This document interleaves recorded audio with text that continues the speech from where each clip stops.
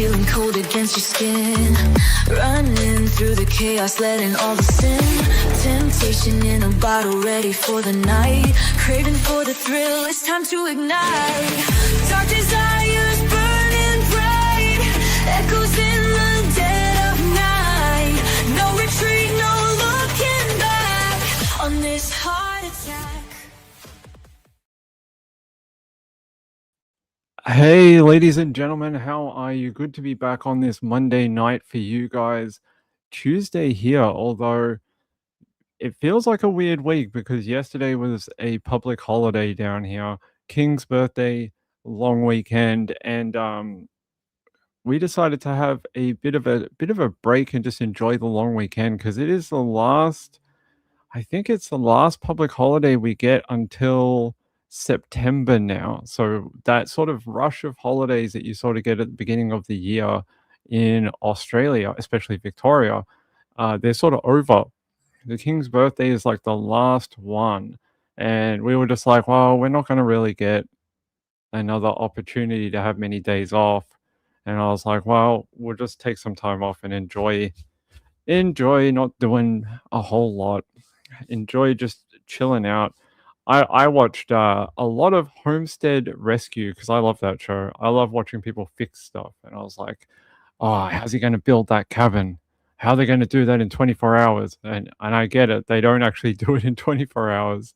They like build it pre-hand, or they have like 50 people that help. But you know, the illusion is fun. But how are you guys going? Good to see you. Let me get set up. I want to talk to you about a couple of cases, including this one, Krystal Anderson. So I remember way back, we did a story when she went missing years ago. I think it was 5 years ago, 4 years ago. I think it's 4 years ago. And just in the last few days, they have confirmed that they found her remains in a clandestine grave. That's an interesting set of words to put together. Clandestine grave. I don't normally hear that in response to, people that have been missing or something like that. I normally hear that in like drug operations, not really like finding a missing person. So whatever that means, it sounds like she was very well hidden. Very well hidden. So hey, good to see you guys. Good to have you back. Hey Melissa. Hey, good to see you, my friend. Glad you could be here. You like flea market flip? I don't know that one. I'm not sure what that is. Is it a show where they buy stuff and then they make it better or something? Like they go to a flea market and then they buy an item and then they sell it for like $500 after they're finished with it.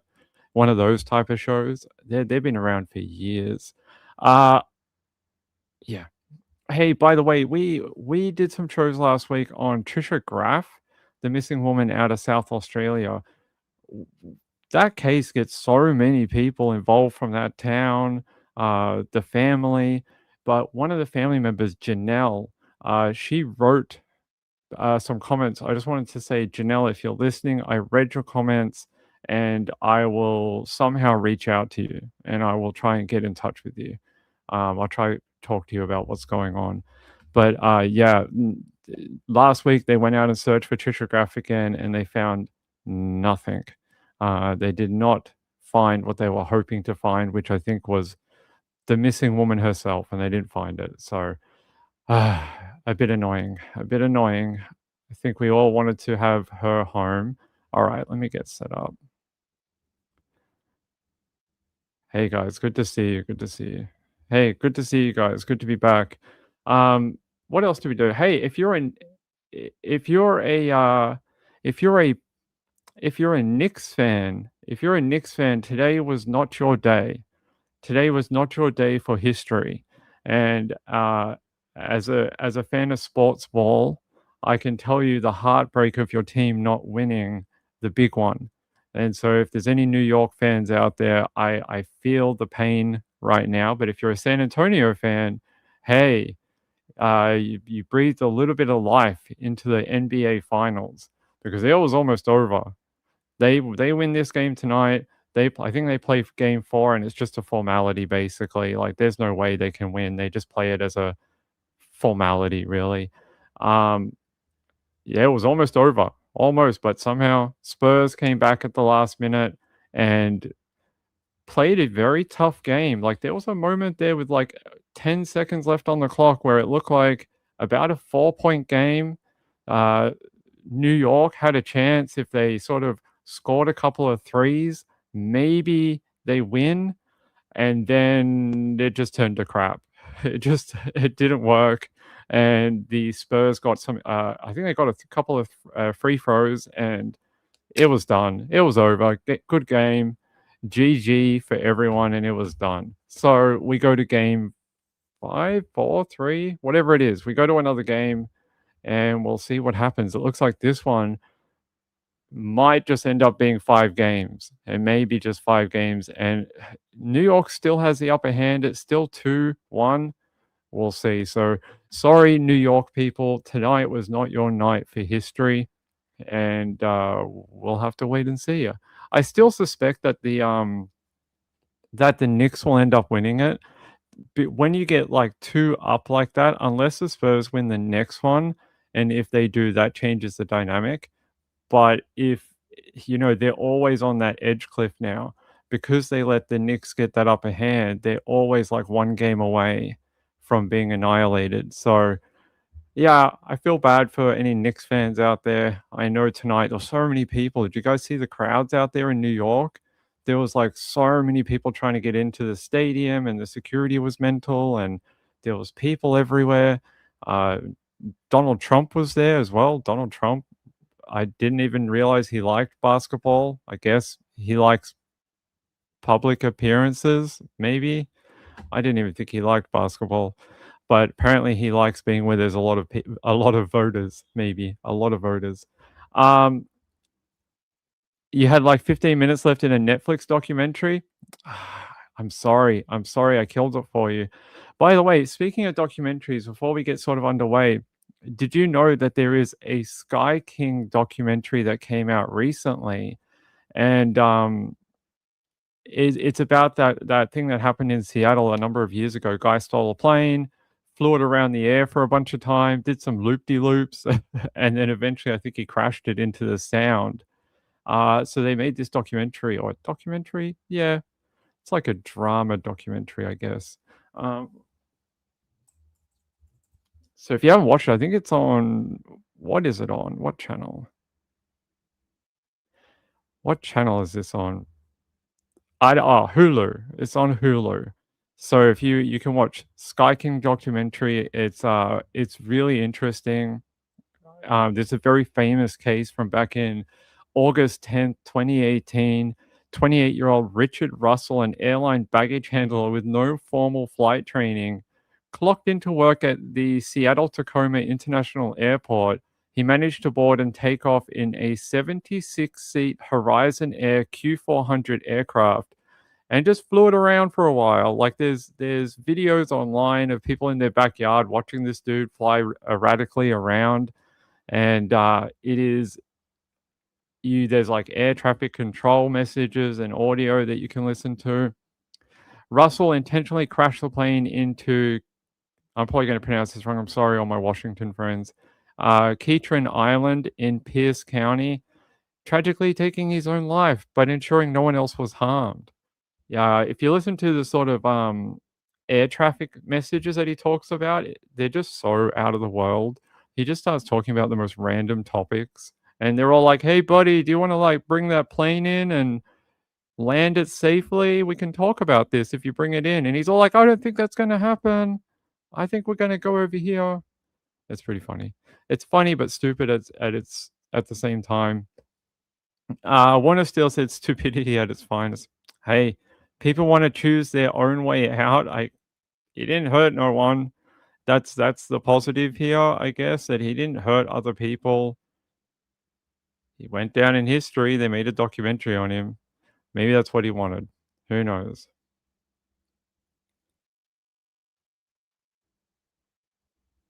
What? Ping, I've seen an article after articles about the Aussie man who passed away a couple of days ago. He was very important in your country fighting cancer. He'll have a state funeral. Who's that? Who passed away?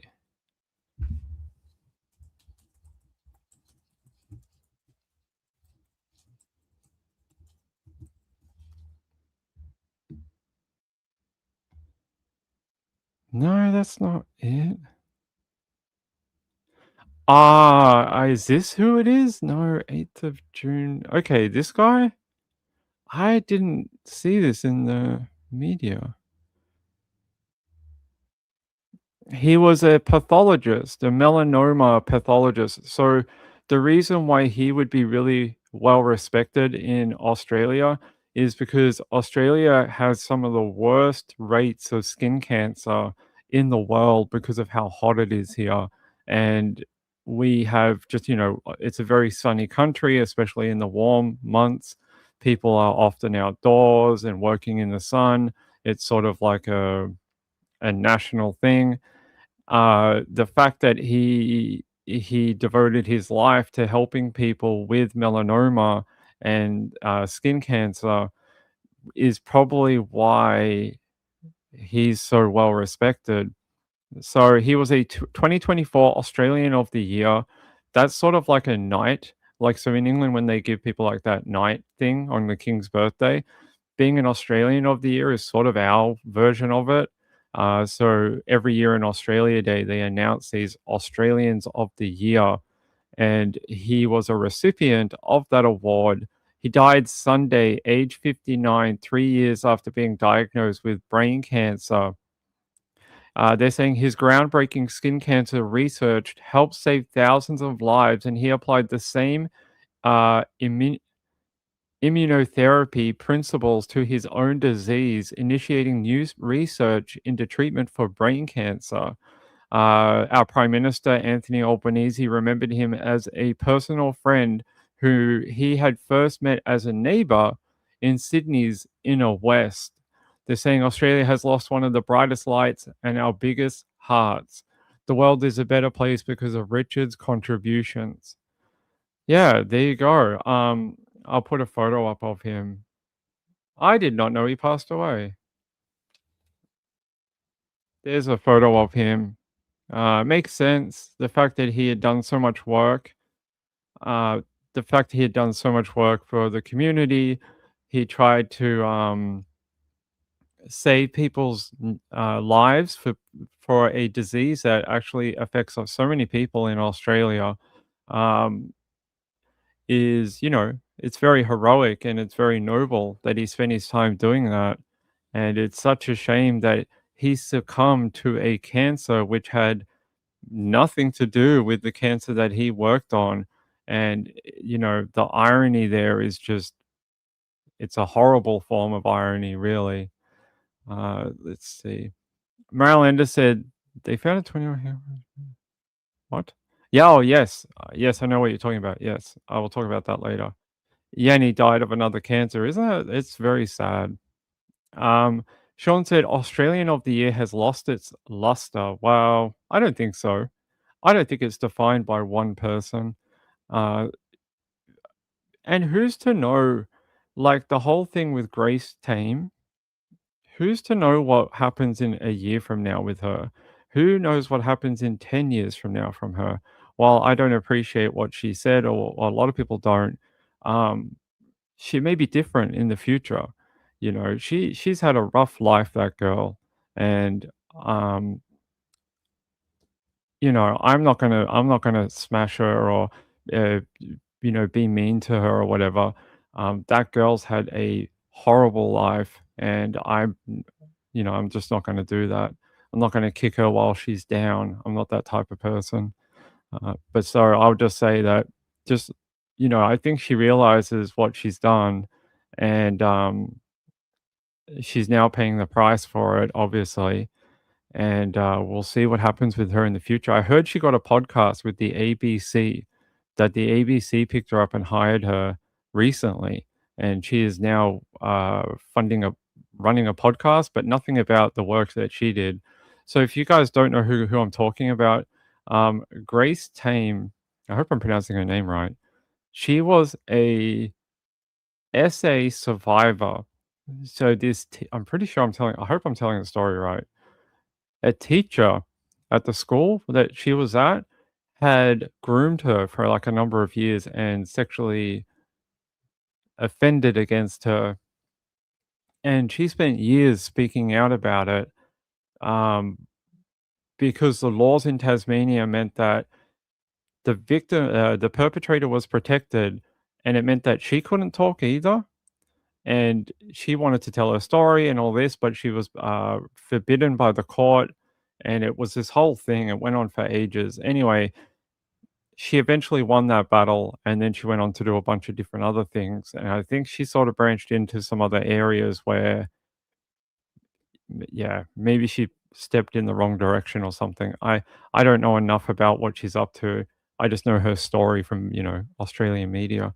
But, that is yeah, sh the ABC picked her up for some podcast. I don't know what they're doing with it. I saw it the other week that they had done it. I think it's about autism. Yeah, it's about autism or something. Here's the, poster for it. There's the poster for it. There's Grace, and there's the poster for it. I don't know if I would listen to it, but maybe it helps someone. Gayla said, "Why do they protect the offenders, especially if he's a teacher?" I think that's been overruled now. I think that was the whole fight that they were doing at the time. I think it has that's no longer the case, and that victims can speak out now if they want to. I think so. I think that's what they've changed. That's her whole fight. That was her whole thing. So, yeah. Look, look. I let's not judge people based on their weakest moment. And I don't wanna do that to her. She's done a lot of good for a lot of women out there, even if her latest stuff has been a bit, crap. Maybe, maybe she'll get back to doing her stuff she was fighting for earlier, which did make a difference. So, I'm not gonna beat her while she's down. I'm not gonna do that. But, yeah, there you go. That's who she is. Alright.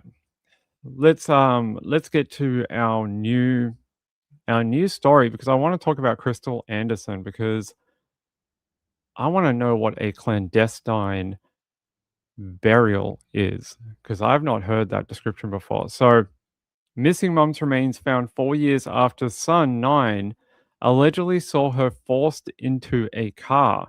They're saying the remains of Krystal Anderson were found in a remote area last month, nearly 4 years after her disappearance.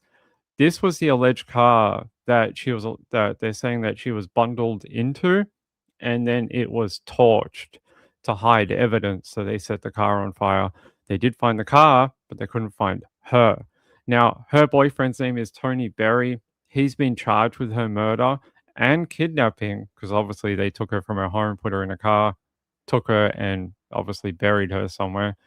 And he's basically been in jail awaiting trial. Now his trial is just about to get underway, and it's interesting the timing of it, that he apparently gave the information to authorities on where to find her.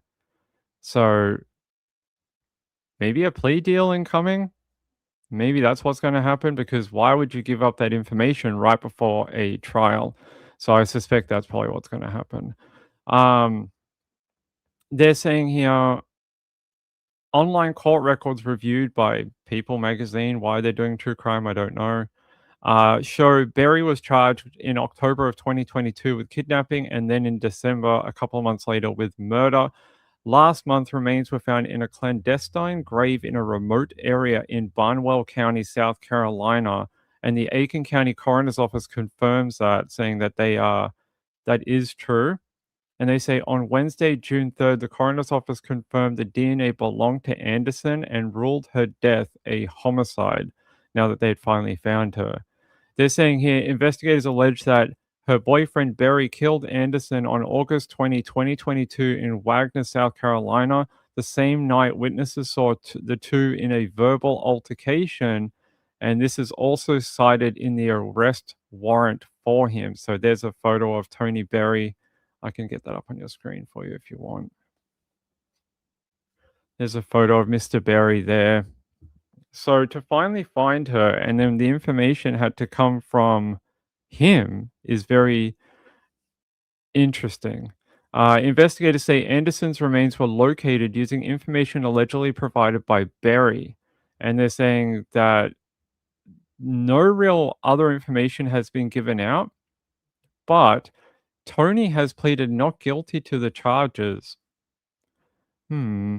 It sounds like I reckon there might be a plea deal incoming. They're saying here he has been out on bond under conditions requiring him to wear an ankle monitor and stay out of Aiken County except for court appearances and meetings with his attorney. So he did eventually get bond, and he's been out on an ankle monitor. So interesting. Why would you give up that information on a not guilty plea? It's strange to me. If you were going for a not guilty, what happened to our photo? Sorry, guys. If you were going for a not guilty plea, why would you do that? It's almost like I think that it's got to be a plea deal. It's got to be something like they said, if you tell us where you buried her, we'll do X, Y, and Z. I don't know if it means he'll get prison time or a charge will be dropped or made a lower charge. Maybe it'll be a manslaughter, not murder charge, possibly. But no information as of yet on what that might be. Because yeah, that's strange. You wouldn't talk to the DA or anyone else in this situation. It's a little odd. Here, I'm going to try to take you out to the update on it. If I can get to our friends at News 19, hopefully we can. Give us a second. Everything's loading really slow. Even Canva tonight was like offline, like fully offline. It was really odd. All right.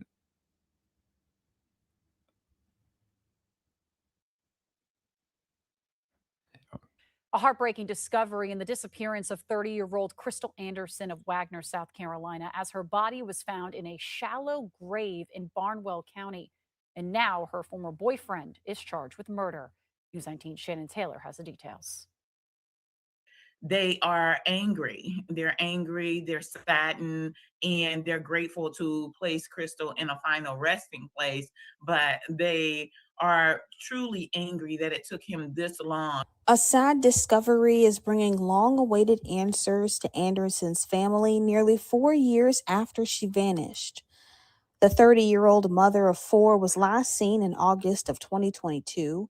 Investigators say her remains were found after her ex-boyfriend, Tony Berry, provided information on her location. Berry has been charged with murder and kidnapping.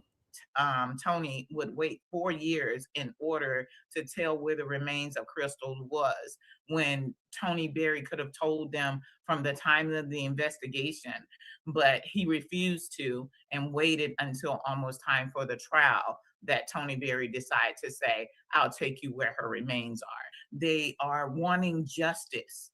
That is the main thing. They're stressing that they want justice. It took him 4 years, when he knows that almost 4 years it took him, and he knows she has these four babies that have been waiting for their mother to come home, and for him to now, just before trial, take them where her remains were. It is just so heartbroken for the family. Aiken Sheriff Jason Griffin says the discovery is another step towards the closure for the family. But Cleveland, the investigator, says the emotional toll on the family is far from over. They will need psychological help during this process in order to deal with the death of their family, the death of Krystal, and that also that Tony Berry, one of the children's father, was the actual person who killed their mother. So like I said, they have a long road ahead of them. So I wish that the justice that comes next in court is indeed justice, because they have been affected for life. Well, like she says that she's hoping that justice will come for the family. I worry about what that will look like. Sometimes this thing is a bit of the scales of justice. Sometimes you have to even things out. And I wonder this whole Tell us where the body is. I worry that it's going to be some sort of minimized charge, some sort of something. You give them back, you give the person back to the family. That's one thing, but sometimes I wonder, is it worth letting them out of prison earlier? Is it worth giving them the lesser charge? Do these killers sometimes sit on this information on purpose because they know it's a key to getting less jail time or some sort of favorability with the DA's office or the court itself? And like she says, why did he want to wait 4 years? Those entire 4 years are trauma for that family. They've been wondering where she is, where could she possibly be, and yeah, why on the eve of the trial? So it sounds like he freaked out, pretty much thought the last few years were fun, being out on an ankle monitor for a period of time, and it seemed like life was normal, and then you're going to have to go to trial on a murder charge. And he's like, "Wow, no, this now might be a really good time to give up that information and see what I can get." We'll see, but no official account of how that information came to be or why exactly he gave it up. I'm just trying to see here. Yeah, they did confirm through that forensic pathology report that it ruled her death a homicide caused by homicidal violence. That is the cause of it. And we will see what happens. Yeah, I don't understand what this means. Yeah, let me look up what this actually So what does a clandestine grave mean? It's an unauthorized hidden, well, we know what clandestine means, but what does it mean in relation to this? An unauthorized hidden burial site. Perpetrators of homicides often use them to dispose of body, conceal evidence, and evade law enforcement. I think that just means she was buried. I'm going to guess that's what that means. It's just a fancy way of saying that she was put underground or hidden from view. So that's the way I am going to take it. And obviously, they eventually found her. Yeah. This is very interesting. Here, I'll show you this. That's not a good photo of it. Give me a sec. I'll try grab this photo of why clandestine graves don't always work.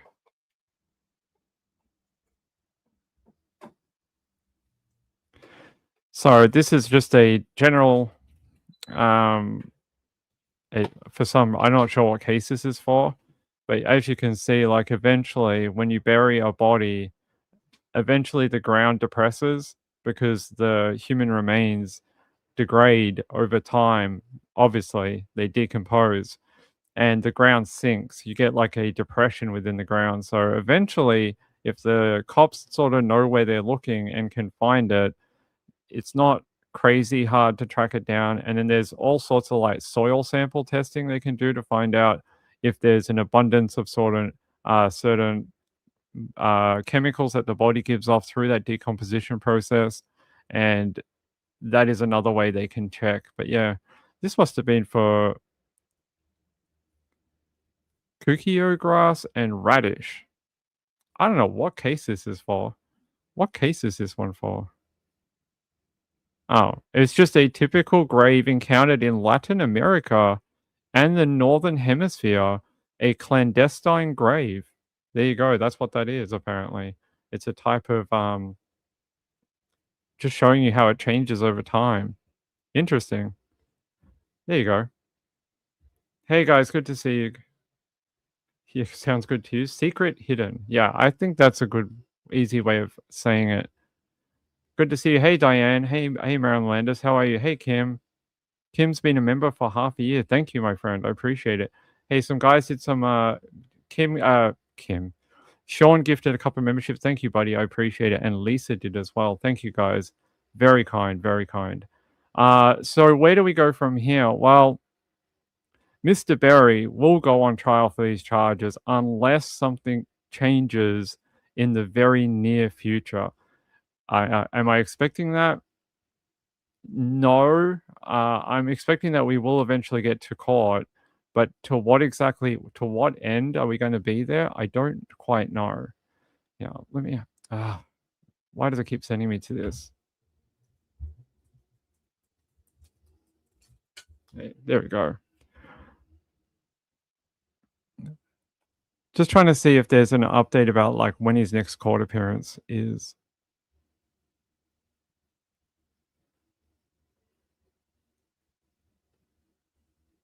Okay.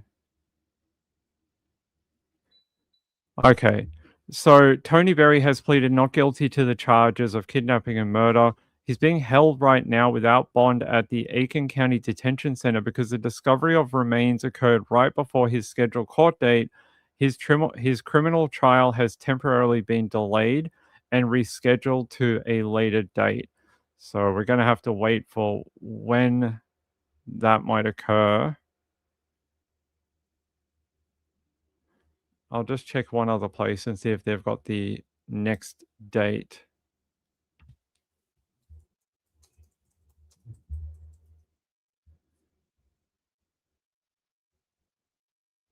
So his next court appearance is going to be in July.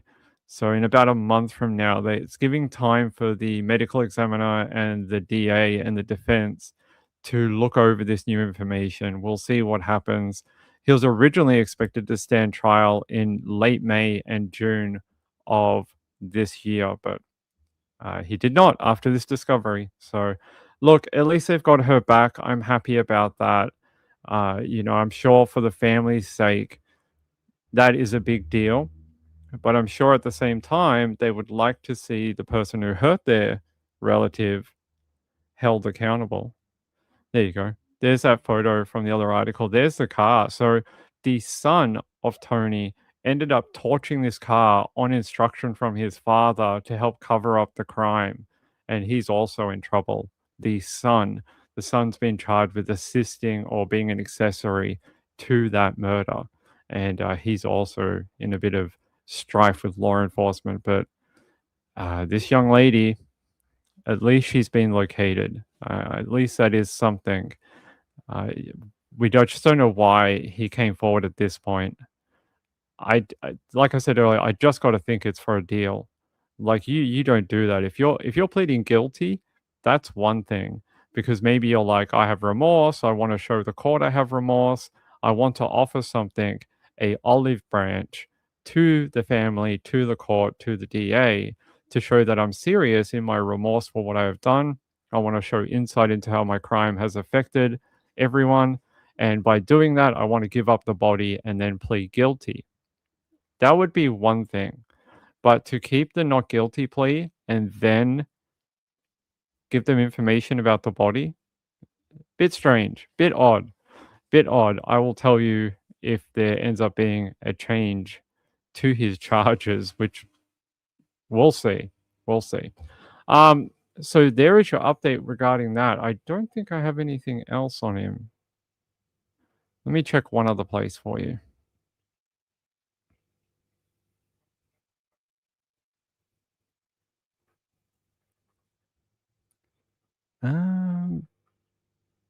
I'll take you back to when her body was found, just briefly. And so it was about a 3.5-week wait.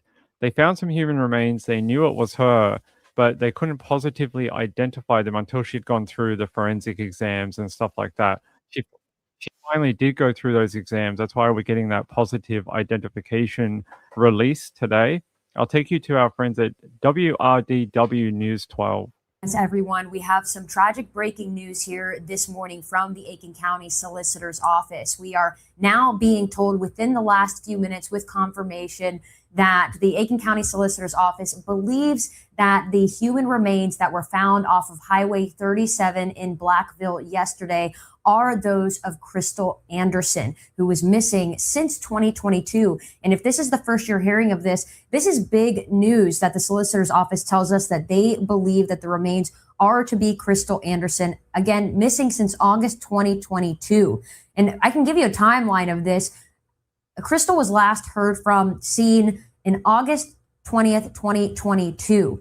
And then later that month, we got warrants that said that Darius Berry was accused of burning Tony Berry's Cadillac, and bond was denied for Tony Berry on a kidnapping charge. Darius Berry was charged with accessory after the fact, and Darius was released on bond after that. And then now, almost 4 years later, buried human remains discovered off Highway 37 in Blackville. The Aiken County Solicitor's Office say they believe to be the remains of Krystal Anderson. So we do know that the family has been notified, and we have extensive coverage on this on our website, wrdw.com. But again, a really tragic story here that went without answers for a really long time. And again, the update that we have now is the Aiken County Solicitor's Office telling us that they believe that the human remains that we reported being found yesterday are believed to be those of Krystal Anderson. I'll leave it there, but yeah, some other sort of videos of her. Looks like a dancing video with her children, and you know, that's the sad thing here. Though all those kids are gonna have to grow up without their mom, and that's shit. Like I'm so sick of reading stories about, well, either parent. A lot of the times it's a woman. There must be hundreds of kids across the world, like thousands, who have to grow up knowing that one or both of their parents were taken because of a violent crime or for a homicide or something like that. You know, look at how many stories we've done over the life of the channel. That's only like the ice, you know, like the tip of the iceberg of how many people and families are out there. It just must be thousands and thousands of kids who grow up with that knowledge. They would know. They know their mom never came home. They know their dad never came home. And it's crazy. It really is. You know, Ping is not not supportive of people using this method to try and sort out their problems. Like we always advocate for this on the channel, just break up, get a divorce. If you're married, get a divorce. If you're single, break up. Stop being so possessive over people. It's brutal. Sweetness said, my boyfriend was murdered by her husband. See, I wonder how many of you out there know of someone who has lost someone because of a violent crime. I reckon there's probably a good percentage of people that could say someone over their lifetime died because of a violent crime. And it probably changes the trajectory of their life. I had a friend who died. I think I told you on this channel, a friend of mine who I grew up with, after I moved to Melbourne, I lost touch with him for a number of years. And I went to go look him up. I was like, wow, he must be around. There's like social media and this and that. I'll try and track him down, see how he's going. And I found out that 8 months after we sort of parted company, I found out he was bashed and killed in another state, in his home state. He had gone home to live with his mum and dad, and he was bashed and killed at a taxi rank. This guy didn't really know him. He had been angry at the divorce of his wife, so him and his wife were getting divorced, and bashed him, killed him with a king hit to the head. The guy got hit in the head, my friend, and then he fell to the ground and smashed his head on the concrete and tragically died. Like, apparently he went to hospital for a period of time. I heard he went home eventually, but he succumbed to the sort of complications from the injury a couple of years after the event. The guy that was charged with it never ended up facing jail time. They never charged him with murder or death. He only got charged with assault, and he ended up getting like a good behavior bond. No one was ever held accountable for my friend's death. And yeah, so I even from personal experience, I can tell you that I know someone who was killed, not quite in this way, but it was a murder as far as I'm concerned. You hit someone in public for no reason, and then you kill them in that way. I mean, this kid, right? He had gone through a number of heart surgeries as a baby. He never grew to full size because his body just it never did. I think because he had those heart issues, he never sort of developed the same as everyone else. So even as a grown man at like 20, he was very small. He was like 45 kilos, and he was pretty tall, like 5'9" or something. And so he was real thin, real thin. And you could just push him over if you wanted to. He was as light as a leaf, and someone king hits him, like this guy is like non-threatening, that couldn't hurt anyone.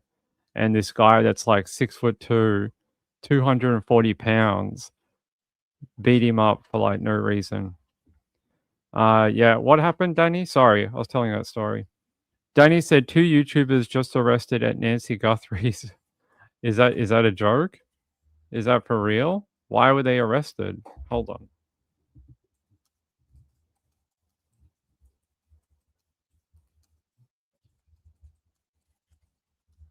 Let's have a look. YouTubers Alexander Zabel and Troy Lewis Bradshaw, DAA Juice. I'm not sure who that is. Were arrested, but it's unclear what charges they are facing. There you go. 4 hours ago. This is coming from KOLD, which is like one of the news stations that's been covering this. And yeah. There you go. As promised by Pima County Sheriff Chris Nanos, 2 YouTubers were arrested near Nancy Guthrie's home on Monday, June 8th. That's today. Also on Monday, a large memorial outside her home was removed after being up for 2 months. There you go. They're saying early on, the PCSD set up media areas in Guthrie's neighborhood and warned everyone about possible trespassing charges. On Monday, Sheriff Nanos told 13 News' Kayla Butter that they planned to arrest a YouTuber who had been living in a tent in the area and was seen pouring urine on a nearby property. Then they say those 2 YouTubers, Alexander Zabel and Troy Bradshaw, were arrested, but it's unclear what charges they are facing. 13 users reached out to PCSD for more information on the incident. Interesting. I mean, if they gave warnings about it, and that was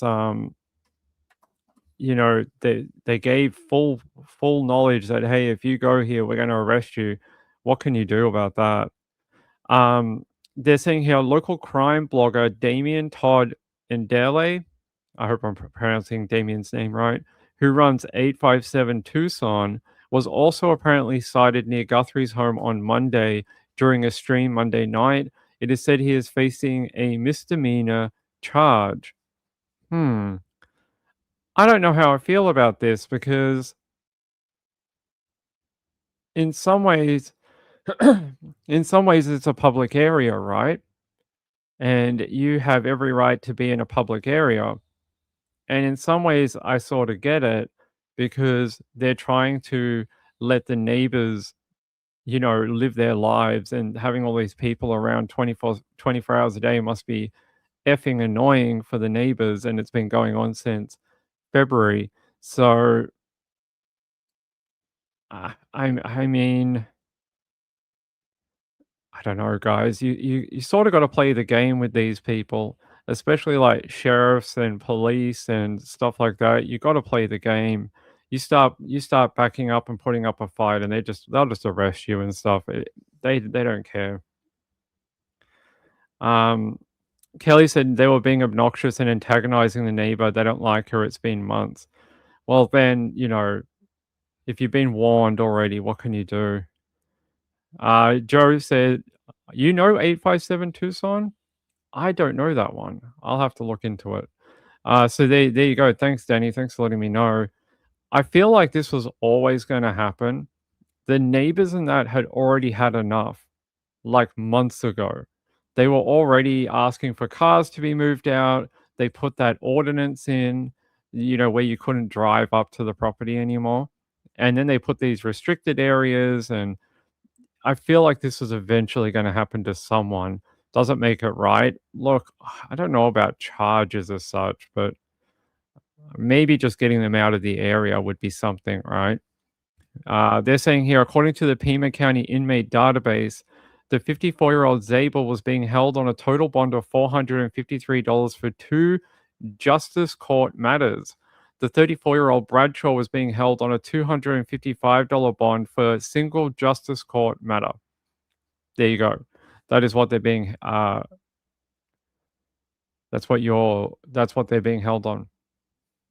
According to 13 News, they watched the video from night court on Monday and did not see either of them show up.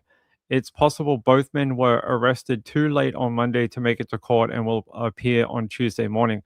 I suspect if they didn't end up making it into night court tonight, it's most likely going to be early tomorrow morning. It's like 9 a.m., 8 a.m., something like that. They'll get them out of there. You can't hold people for long periods of time on a $200 bond. You just can't. So they'll get out of there eventually. I've got no idea. I haven't looked at a JLR thing in, I don't know, guys, a very long time.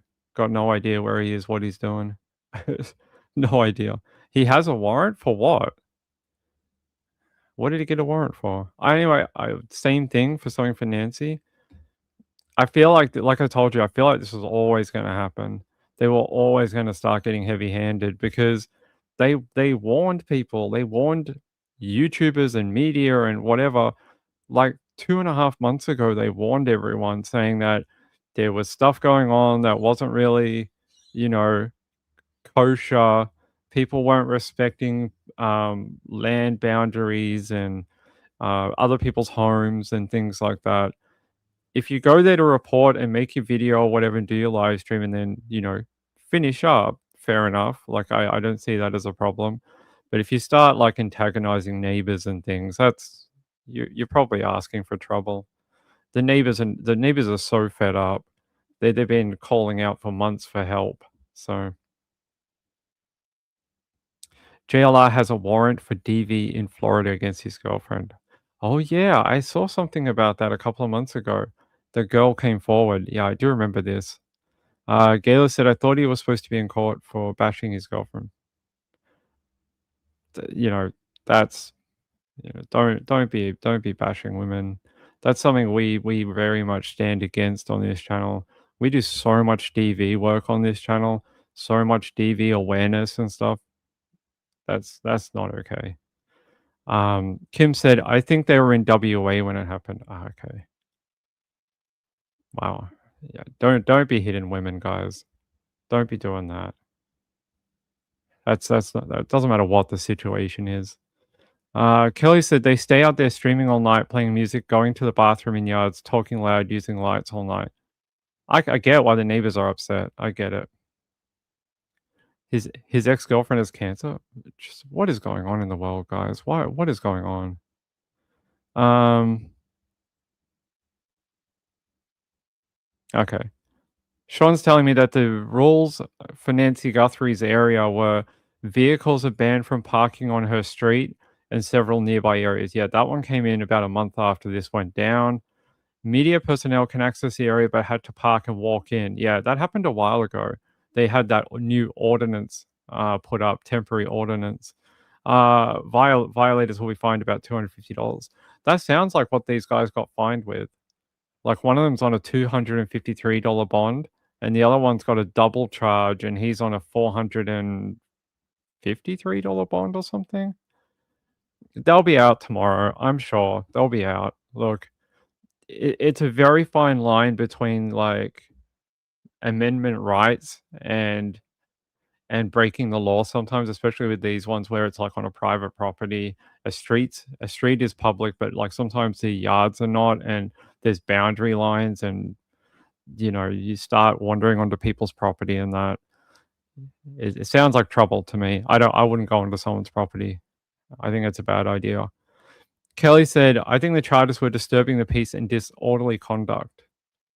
Yeah, okay, so they'll probably be trespassed too. They're saying here that Nanos said that if anyone's picked up, they'll be trespassed from the area. So we'll see if they end up trespassing them as well. and what that actually means. I would say I've heard that the majority of media and streamers have, not all of them, but a lot of them have respected the new rules, and a lot of them just film their bit and sort of get out of there because they can't drive in, they have to get dropped off. So I've heard a lot of them have been doing that. Sweeney said, I like the reporting he did 2 years ago on the Alabama girl who faked her own kidnapping. I don't remember that one.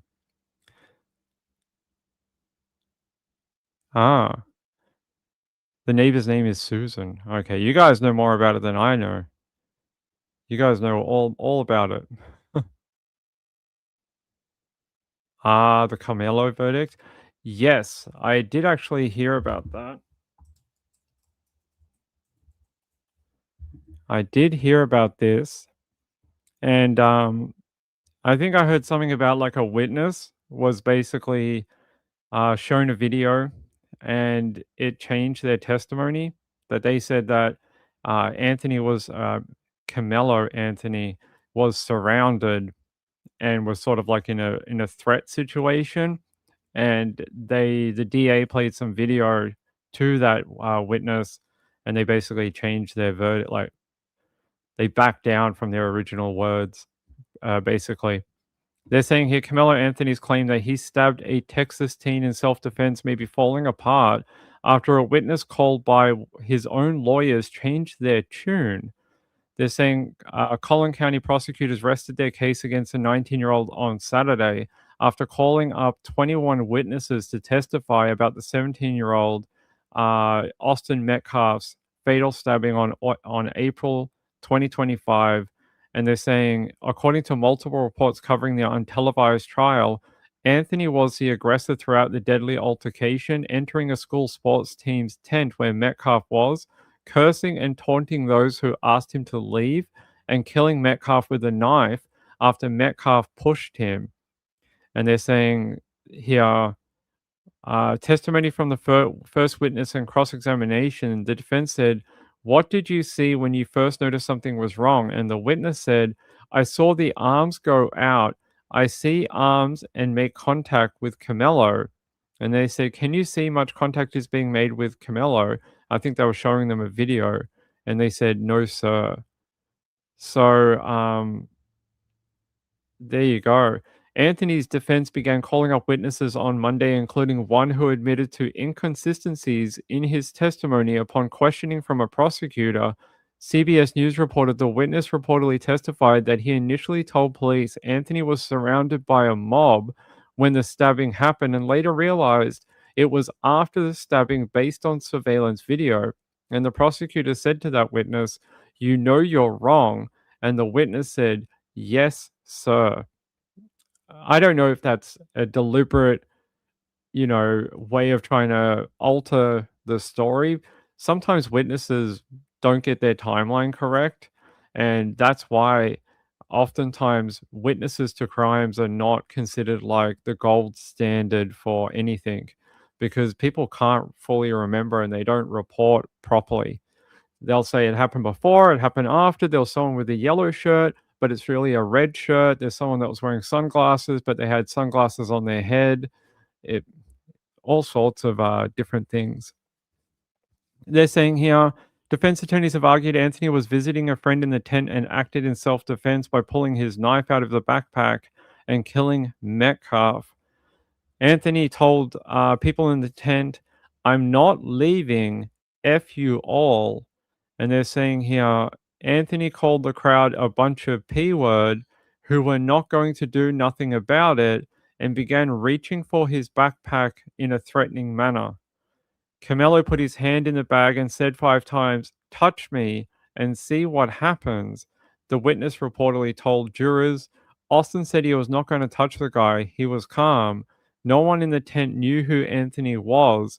And another teenage student according to another teenage student, Anthony was asked to leave the tent 15 times, according to one witness.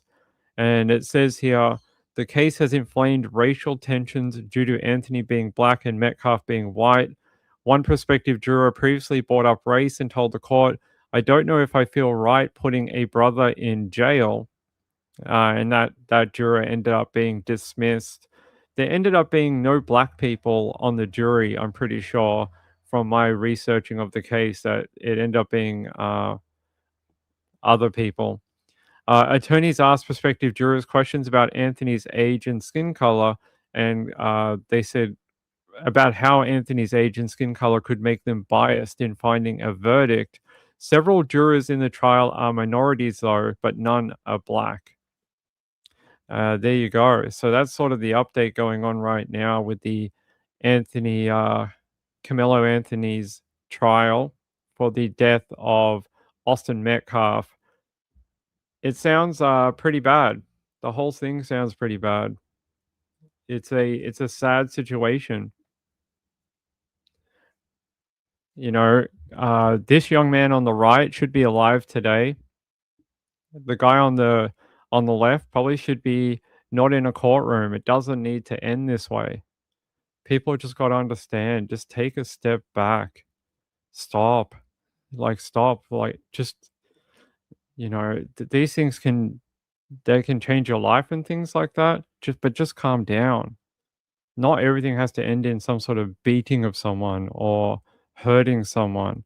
Just take a step back, take a breath, everyone, for every step of life. It's awful. Yeah, I know. Yeah, he died in his twin brother's arms. Sweeter said crazy people cause so much drama. Yeah, I know. So we'll see. I'm guessing if they are still calling witnesses for the defense, if the prosecution has arrested, now it's the defense's turn. Did they say where they're going to call him?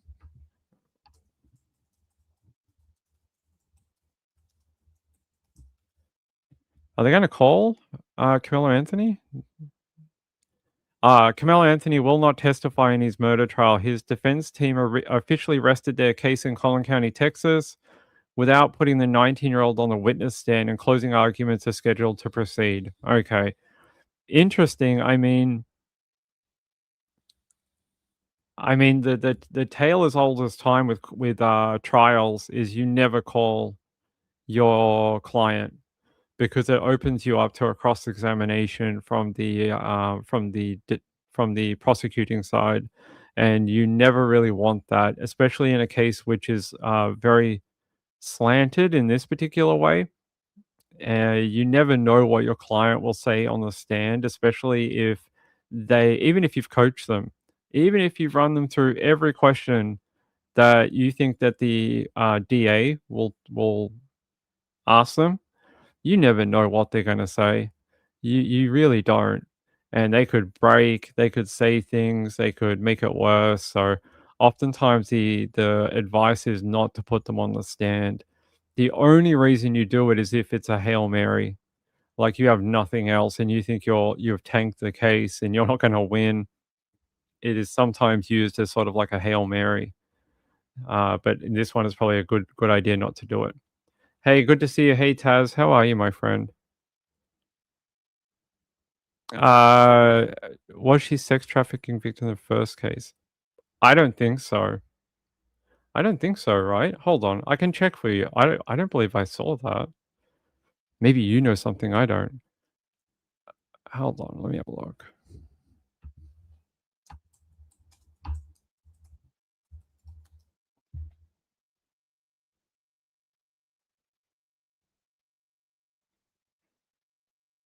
Yeah, I don't think I've read anything like that. Maybe you're thinking of a different case. Maybe a different one. There's been a few. Thanks for the question, though. Appreciate it. Danny said, especially with this fall.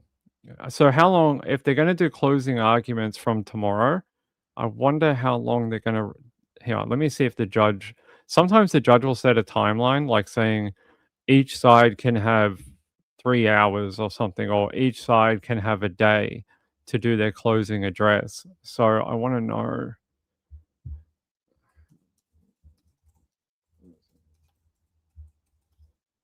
I want to know how long. Okay.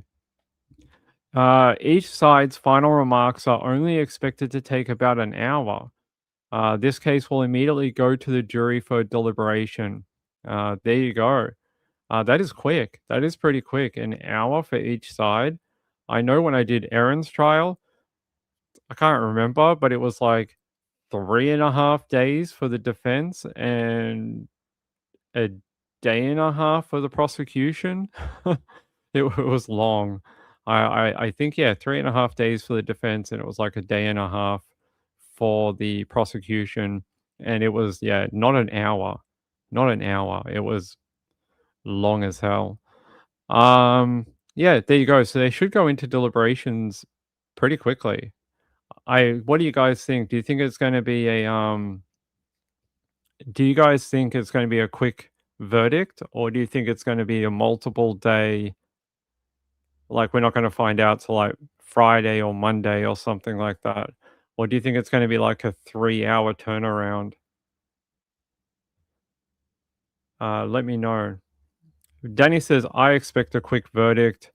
Um, same day, same day. That would mean that would mean that the jury basically have already made up their mind. If you get a verdict within 3 hours, that means that they basically walked in, put up their hands to vote, and basically sat down and did the paperwork. That's it. Like, they didn't do anything else. Because it takes quite a while to fill out the paperwork and, tick all the boxes for each person and write what they have to write. Like, that stuff takes a while. So if it's within 3 hours, then they already have their minds made up. Danny said he has no defense. Texas is clear on self-defense. He doesn't meet it. Do they have a different definition? Let me have a look.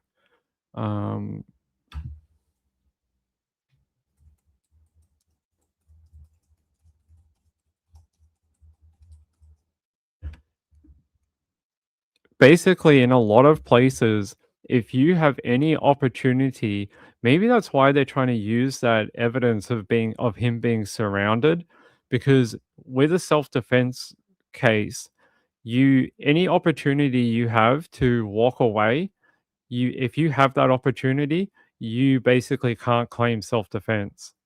That's basically it. If you have any escape route, if you have any way of getting away from that scenario, they won't buy your self-defense claim, because they'll say, well, you're the one with the weapon. No one else had a weapon. You had a way to get out of there. That way, how can you claim it was life or death? So that's normally how that works. What do they say? In the Texas Penal Code, you must have a reasonable objective belief that you are in imminent danger or unlawful force, bodily injury, or death. Your defensive response must be proportional to the threat. You cannot use deadly force for a minor non-deadly confrontation. Well, there you go. And they're saying you cannot have provoked the other person or instigated the confrontation. Okay, so that explains why they're trying to duke that bit out in court. And they say you must not be actively committing a crime other than a Class C traffic felony at the time. So there you go. Your defense response must be proportional to the threat. You cannot use deadly force for a minor non-deadly confrontation. I would consider under the tent at a high school sporting ground a non-deadly confrontation and very minor. Like, how many times do you think people get told to move or, don't be in this location at a sporting event? Probably like 50,000 times in a day. There's probably like, you can't go there, go this way, you can't sit there, that's for the team, go this way. It probably happens, multiple times an hour. So stabbing someone and pulling a knife out of your backpack is, I think you're in a lot of trouble if you're running a self-defense claim. It's not possible. You cannot use deadly force for a minor non-deadly confrontation. I think the only way that would work is if, I guess they were trying to say, I think the defense was trying to say that there was multiple people. So when you have multiple people, sometimes multiple people equal one gun. Do you know what I mean? You know how in football they say like a knee equals 2 feet? sometimes they try to say like, multiple people equal like a weapon.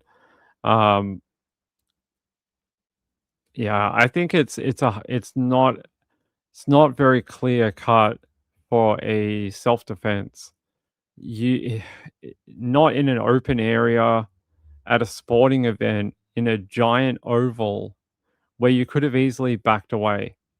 If you were in some sort of issue with the other person, Austin Metcalf, if you have a way that you could back away and run, then you can't claim self-defense. It doesn't work. So sadly, I think this is gonna, well, not sadly, but yeah, it is sad because someone lost their life, and then this guy is probably going to spend a lot of time in jail too. It's sad all around. No one wins here. Danny said you can't stab a person who allegedly pushes you. No, it's not proportional. No.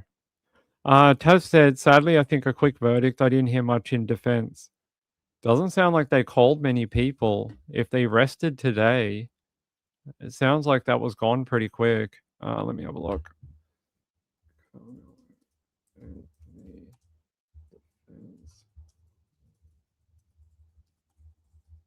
Let me see. How many people did they call?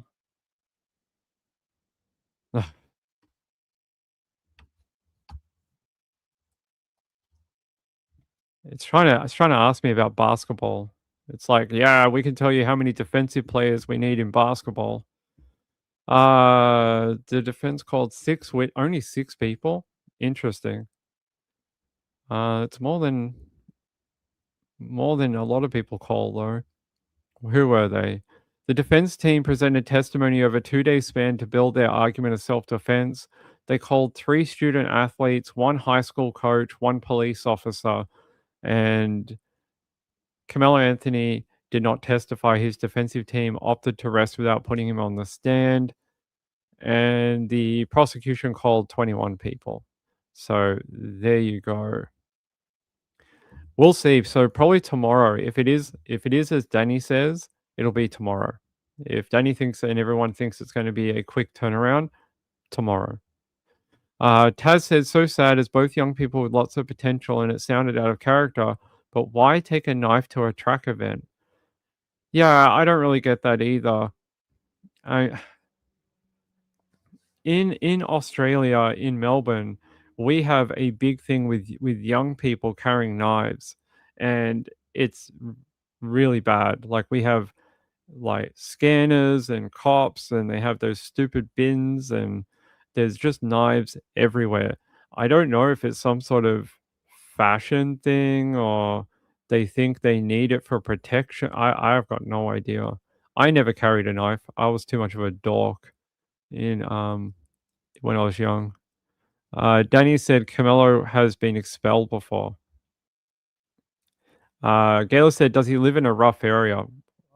I don't know. Yeah. Camelo Anthony.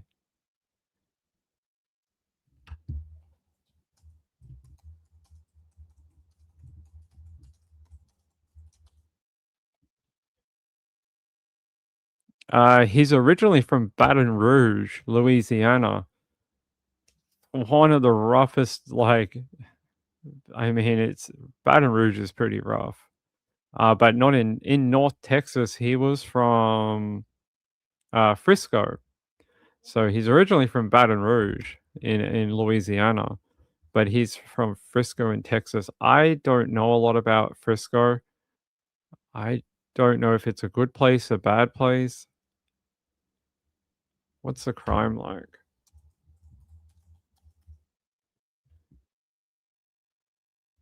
Interesting. Frisco, Texas boasts an exceptionally low crime rate, making it one of the safest cities of its size in the USA. Overall crime in the city sits roughly 48% below the national average and 54% lower than the Texas average.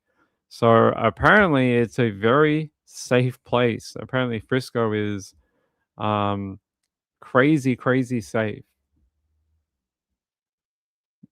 Taz said it's becoming more common in Taz too. My 17-year-old confronted by a 12-year-old who had a knife on him.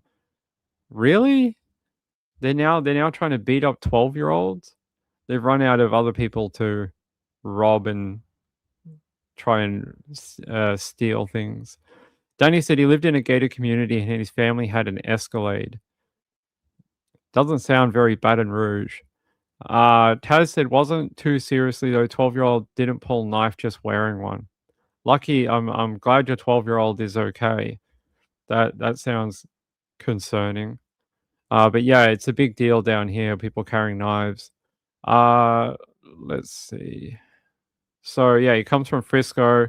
Apparently, it's a very good area. Can't believe it's got such a low crime rate. 48% under the national average.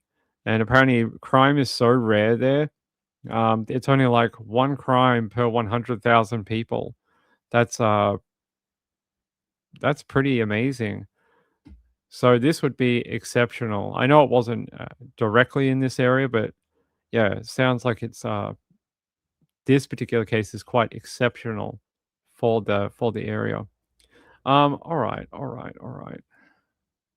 So we'll see tomorrow. We'll see tomorrow about Carmelo Anthony and what happens with that one. Okay. What else do we have to look at? All right. Let's see if I can get this story going because I want to talk to you about how this happens. All right. Let's go to ABC in Chicago for a second. No, not that one. Let's go to our NBC. Oh no, let's go to ABC 7.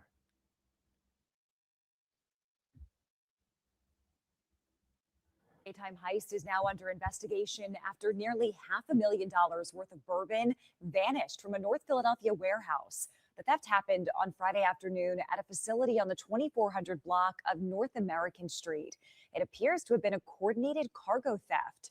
According to the chief operating officer of A21 Wine and Spirits, the shipment of about 1,800 cases of Noble Oak bourbon was being stored at the warehouse and was scheduled to be transported to a location in North Jersey.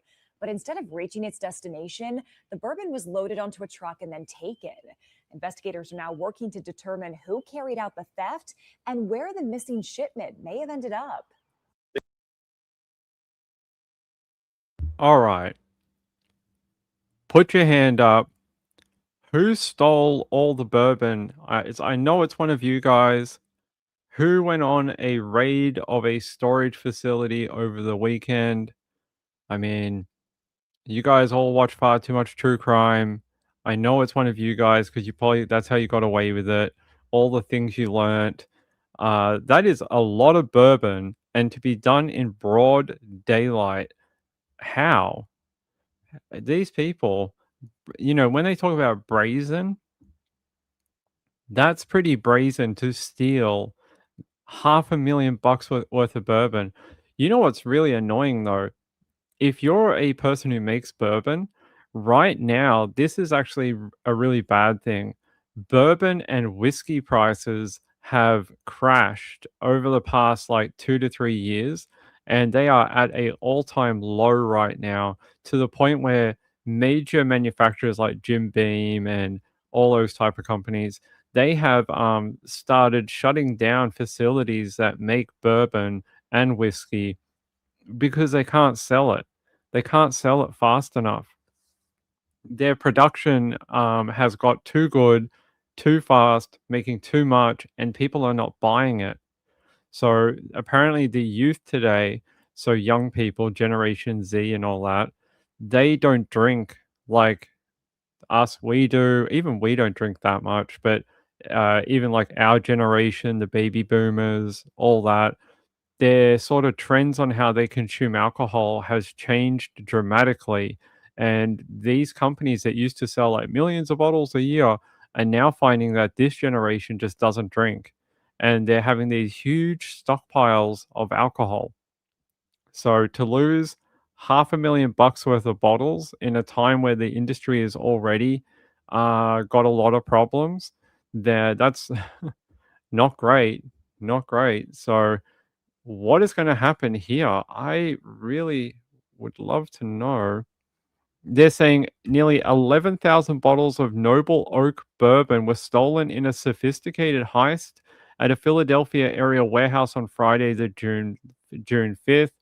The theft included a fake trucking company, falsified dispatcher name, and according to the bourbon brand's parent company CEO, the theft valued at $500,000 is one of the largest bourbon thefts in the region this year. Nearly 11,000 bottles were taken. And they're saying it is around 1,800 cases. Officials believe a coordinated cargo theft operation carried out in broad daylight. The release estimated the theft of bourbon, which was being held for commercial distro, occurred between 1 p.m. and 3 p.m. And according to the company, a truck pulled into the company's third-party warehouse, and the driver presented a driver's license and purchase order number, but apparently that prompted suspicion when they didn't know the details of the order. Newman says that the warehouse's point person called the company's logistics company, who verified pickup because they had checked out the trucking company. When the person at the logistics company followed up with the order the next morning, they got no answer. Then somebody picked up and hung up the phone. In the theft, Newman says nearly the 11,000 bottles were taken, valued at about $500,000. They believe someone found the order on a freight board where companies post their delivery loads for bids. People figured out the information, figured that it was high value shipment. They spoofed the name of the trucking company of the dispatcher and the dispatcher's name. So it's a pretty sophisticated scam. The release said the company believes the inventory may be resold through unauthorized channels. It asked sellers and consumers to remain vigilant and report any suspicious offers of large amounts of the spirit sold outside of normal areas. Yeah, I'm sure the public is really going to call in when somebody offers them 10 bottles of high quality bourbon for $10 each for $100. Yeah, I'm sure somebody's going to call it in. They're not going to. They're going to be like, hey, that's the best deal ever. Insurance scam? Maybe. It could be. Maybe it's an insurance scam. I mean, but $500,000 is not a lot of money for these type of companies. Like that, like $500,000 worth of stock is very little. Yeah, what's the company? Apogee 21 Holdings Inc. What is their yearly sales?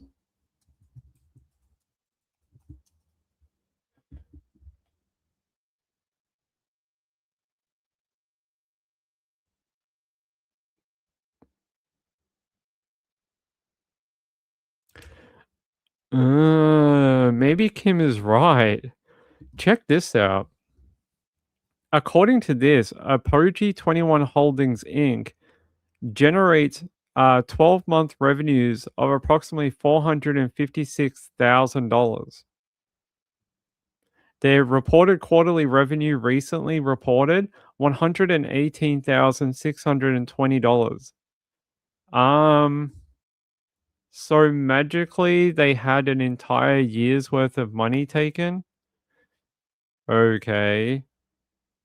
That's not odd at all. The fact that it almost matches their yearly takings at about $500,000.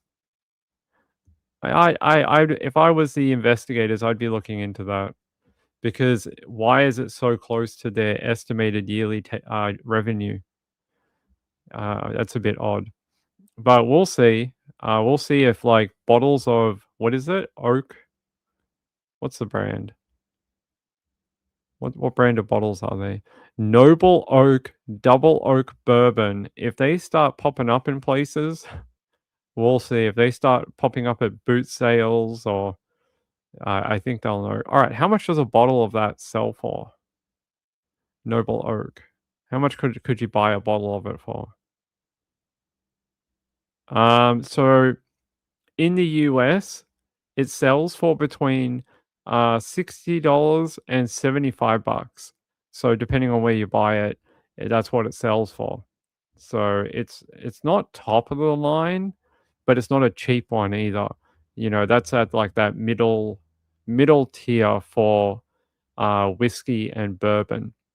So about $60 US dollars. So yeah, if you see them popping up in places for like $30 or $20, might be from this company.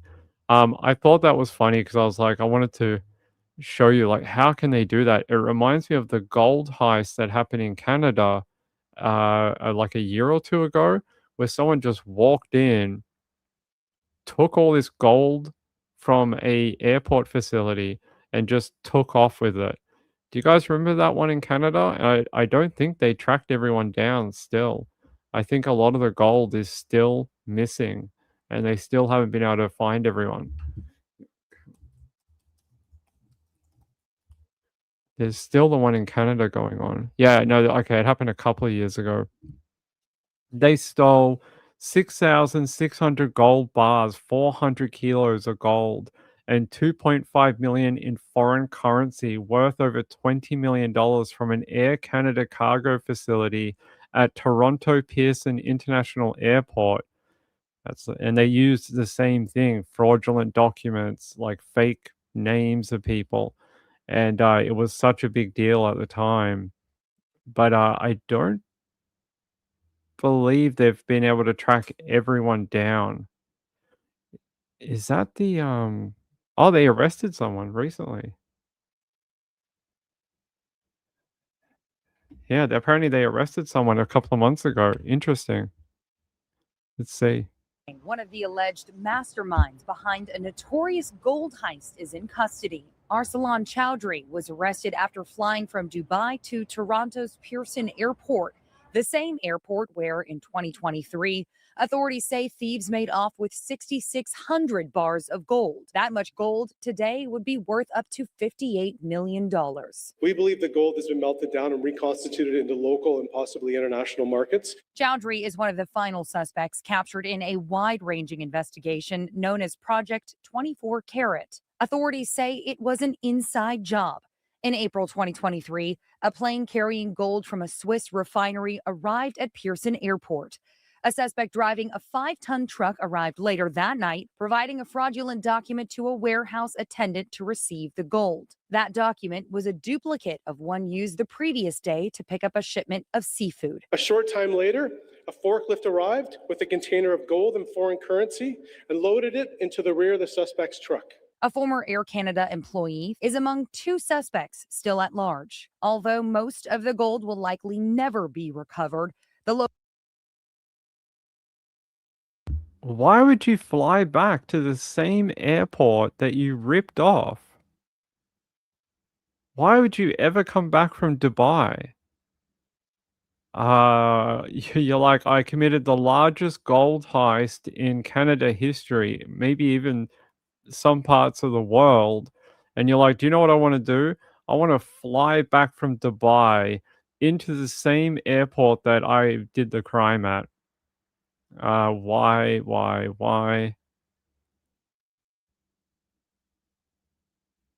I'm just trying to see like why it is. Was there a specific reason that he had to come back or something?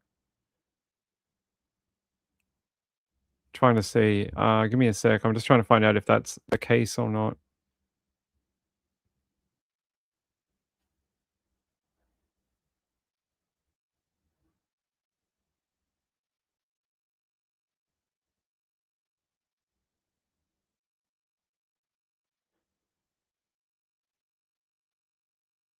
Allison. So here, apparently the guy that was arrested in January of this year, that there was a Canada-wide warrant for his arrest, but he had fled to Dubai. On January 12th, 2026, he returned to Canada, in order to voluntarily surrender to police. Okay. In March 2026, he pled guilty to plotting the theft and received a 4-year sentence. He must also pay back $22 million in restitution within 40 years. What? How's he going to do that? If you're a ex-con and you don't have the money anymore, like the gold, and they're like, you have to pay back $22 million within 40 years, 4 decades. He's gonna have to be paid like $500,000 a year. How's that even possible? Hold on, guys. I want to try find out how this is even possible. Divided by... Yeah, he'd have to pay like just over $500,000 every year for 40 years to satisfy the restitution claim against him. I don't know how you do that as someone who won't have access to the gold, has now been in jail for 4 years, and like, are you asking them to do another heist? You're like, in order to satisfy the court's requirements, you're going to have to go out there and steal more gold, because there's no way that he can pay it back, right? Unless he's got money hidden offshore, bought a bunch of Bitcoin or something. I've got no idea how you satisfy that request. Yeah.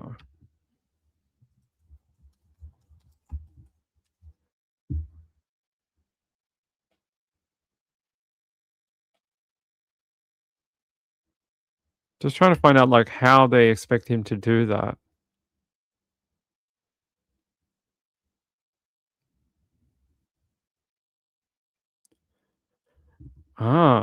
They're basically saying that he is responsible for the entire lot of money. That's what they're saying. Not the other people, just him apparently. That he has to pay back every dollar that was stolen from the Brinks company. He has to pay back the 22 million, about 20 million, and then 2 million that was in cash. Interesting. I don't know how they, because they're saying that he was the mastermind behind the whole thing. So since he's the one who came up with the plan, he has to pay for all of it. There you go. There's got to be somewhere, Sean, because there's no way they could traffic that amount of gold without anyone picking it up, right? Like, we know they found a facility where they were melting it down into coins. So they were actually taking these gold bars and melting them down into like something that didn't look like it, some other type of jewelry and coins and other things that they could sell quickly. But to melt down 3,000 tons of gold, you could melt down gold every day for like 50 years and probably never get through it. You'd need like multiple people, giant vats, like pretty hard to do on your own. How do you spend gold? I would suggest what you do is, and I'm not trying to give anyone advice on how to be a criminal, but like I just said, they probably melt it down and then they sell it to like those gold buying places. So anyone that buys gold, that's probably what they do. They probably cut it, melt it, sell it, cut it, melt it, sell it over and over and over until it's no longer there. Why hand yourself in? Yeah, was the money running out? Was there pressure in Dubai to be out of Dubai? Lisa said, take it to a dodgy gold dealer. Yeah, there's heaps of them. Even in your local shopping center, you probably have one of those stupid gold places in your local area. All over the world. We have people that watch all over the world, right? Hands up if you have one of those stupid gold places in your shopping center that rip off little old ladies and stuff like that. You know, we buy gold and they give you like 50% on the dollar for the spot price. Have you ever seen one of those places? They're everywhere. Yeah. That's right. We have them down here. I'm sure they're in America. I'm sure they're in England. Cash converters? No, not cash converters, but they probably would take it.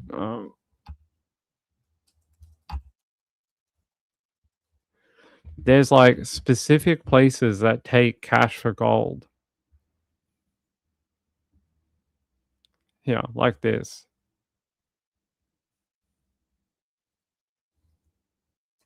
Like this type of place.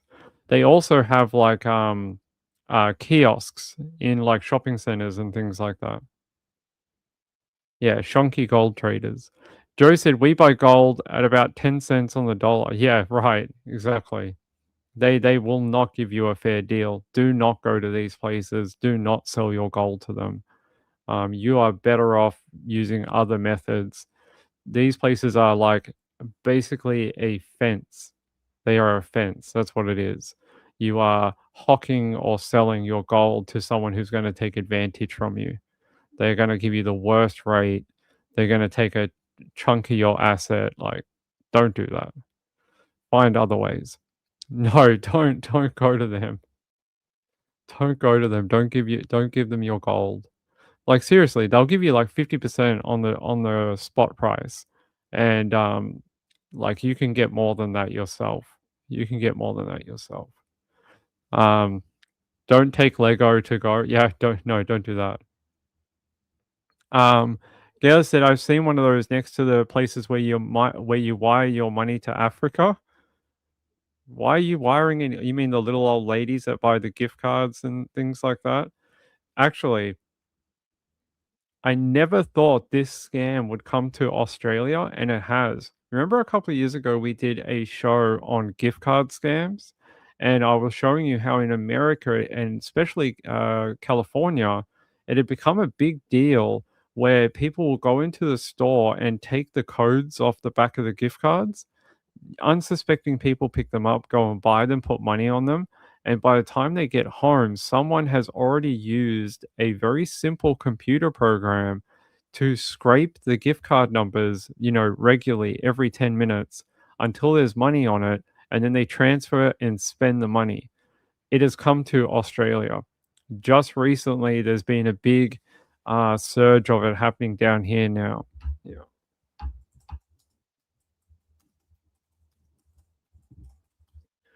It has started to sort of take hold here where people cannot buy them off the shelf anymore.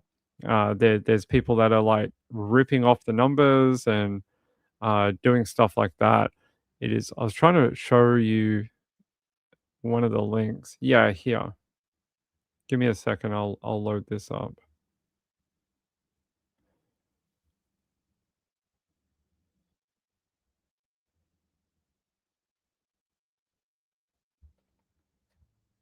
So this is an Apple one, and you see what they've done. They scratch out a bit of the code, so the person who buys it can't figure out the number for it.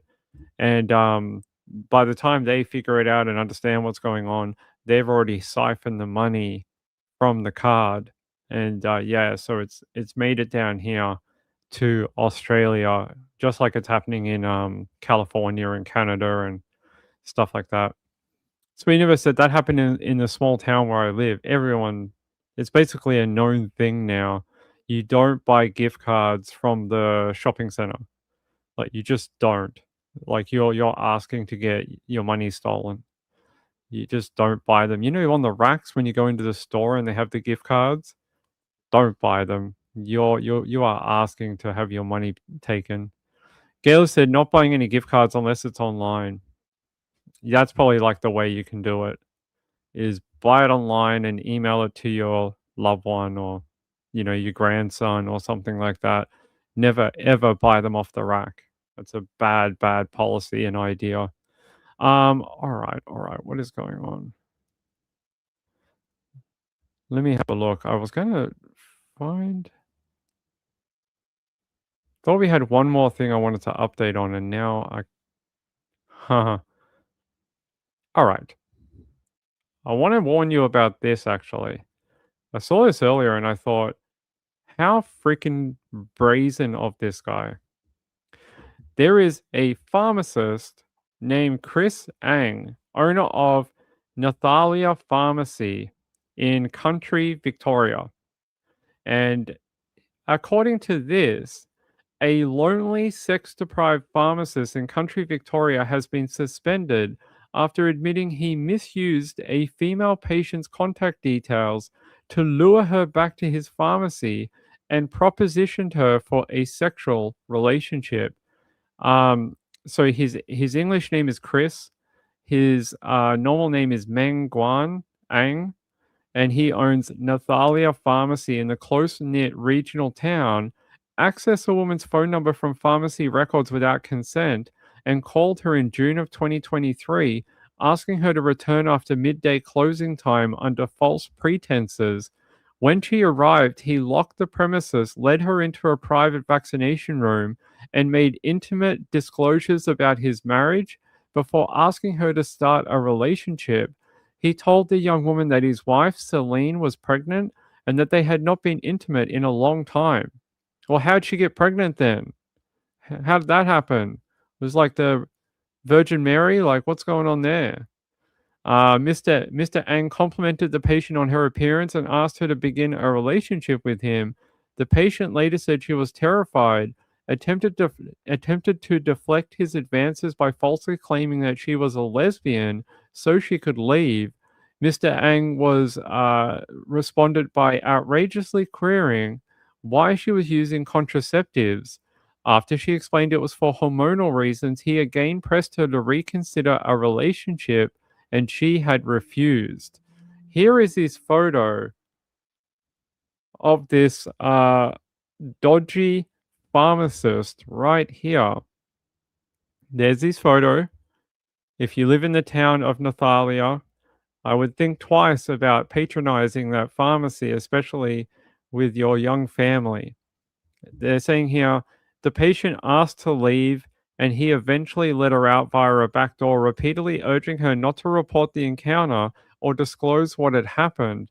Despite this, she told her mother later the same day, and according to VCAT, which is the Victorian Civil and Administrative Tribunal, found Mr. Ang's conduct constituted professional misconduct, citing a serious breach of boundaries, misuse of confidential information, and exploitation of power imbalance between pharmacist and patient. Mr. Ang admitted all allegations from the outset, expressed remorse, and undertook mentoring and counseling, and demonstrated insight into his behavior. The tribunal reprimanded him, imposing conditions on his registration, and suspended him for 4 months, in addition to an earlier 5-month suspension. However, it raised concerns about aspects of his response, including a complete misreading of the patient's behavior during an Australian Health Practitioner Regulation Agency interview. Mr. Ang had interpreted her shyness and nervousness as a sign she was attracted to him. Okay. He later acknowledged he had acted on his own pitiful and wrong assumptions. I think there were more than that, buddy. They're saying here, the tribunal found he had breached the trust of the young, vulnerable woman with ongoing medical and pharmacological needs who had been a patient of the pharmacy for some time, saying his actions showed a breathtaking lack of judgment and sense. They're saying in a victim impact statement, the woman whose identity has been protected says Mr. Ang's behavior had a profound negative impact on her. She said, "My heart was beating very hard and fast, and my survival instincts kicked in. I answered the questions put to me because I was fearful. It was the most terrified I'd ever been in my life." Mr. Ang's wife also apologized to the patient, saying she understood the distress her husband had caused. She said she was initially angry before ultimately forgiving him, adding, "If he does it again, I will be the first to report him to AFRA." So even the wife is like, he tries anything like that again, I'm going to report him myself. It doesn't say how old the young woman was. Yeah, I don't know. Apparently, the wife is saying she forgave him. So this happened recently. They've owned the pharmacy in Nathalia for about 8 years. Here's the pharmacy right here. And yeah, so I don't know what you guys think of that, but I think that's pretty horrific to have your pharmacist try and hit on you when you've never shown an interest in him and you've just maintained a professional relationship with each other. It's horrific. And then to call her out of the blue and tell her to come down to the pharmacy and then lock her in a vaccination room and basically ask her to F you is pretty bad, pretty bad. You know, he deprivated her liberty basically. Didn't want to let her out of the vaccination room, and then tried to swear her to secrecy. Lisa said maybe she just wants the money to keep flowing. The wife, probably. She doesn't want like her family and her children to be disadvantaged because of what her husband did. So Kim says divorce him. Well, yeah, I wonder about how many women he's approached before this one. Had he approached any others, and had he actually gone through with it with any other women? I Am Morning said there is a scam in Seattle where people say they are selling their music or collecting for charity. When someone pays by debit, credit, or electronic wallet payments, the payment amount is increased. They were doing this at the music festivals as well. You'd go and buy a drink. You want like a Four Loco or something, and they would say like, you know, $18 for the drink. Hey, it's a festival. You're probably going to be paying $18. And what they would do is they would flash the machine at you. You would tap it, and they would have already put in a higher tip. So some people were getting like a $40 tip on a $16 drink. So they were automatically putting their own tip in, which is ridiculous. So whenever you go to tap your card or pay at a machine, always look at what the number says, and always confirm for yourself that there's no added tip or extra money or whatever, because they do this on purpose, and they will put like 35% tip, 40% tip, that type of thing, just to get extra money. His punishment was a 9-month suspension, and he had conditions placed on his license. What I find interesting is that they didn't make him have a second person with him at all times during the pharmacy. Sometimes they do that where you have to have someone shadow you for a number of months, but they didn't make that happen.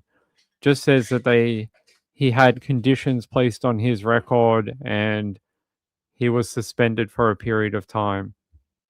That's it.